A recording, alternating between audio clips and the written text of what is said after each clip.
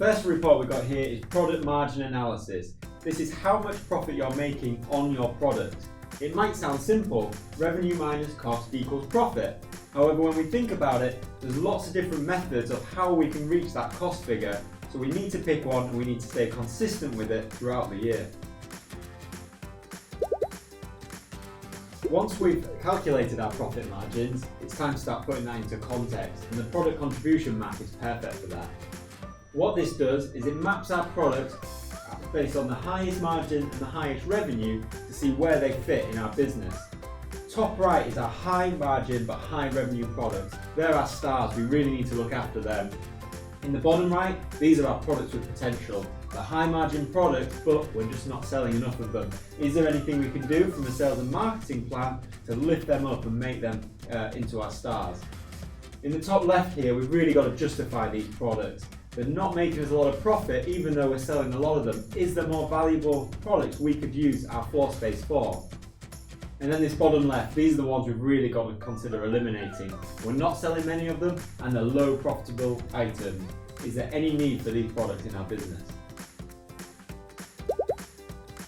A profit centre is a distinct area of your business where we can attribute its own revenue and its own cost. We've spoken about product profitability, this is about profit centre profitability.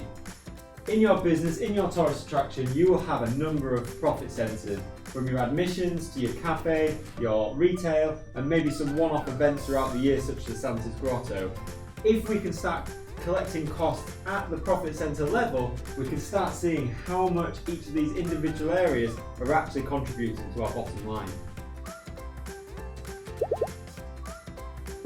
This fourth report is all about cash flow, talking about stock days, how long your stock is sat on the shelf not converted into cash. There's a very simple calculation we can do at the end of the month or the end of the year to give you an average of how long your stock is sat on those shelves. Take your stock value at the end of the month or the end of the year, divide it by cost of purchases over that period, and either times it by 365 for an annual or 30 for a monthly.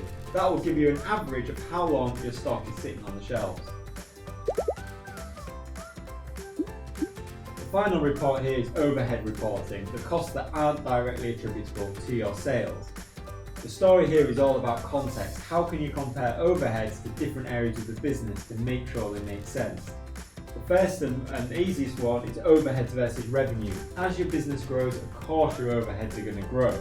However, they should grow in line. If anything, as your business grows, you should benefit from economies of scale and you should actually see that ratio go down over time.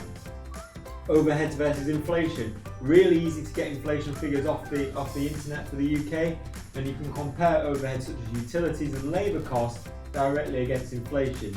If your utilities are rising faster than inflation, you need to understand the reason why. And overheads versus headcount. How much are your overheads per person in the business? This shouldn't really change. Even as you add people, that percentage and ratio should always stay the same.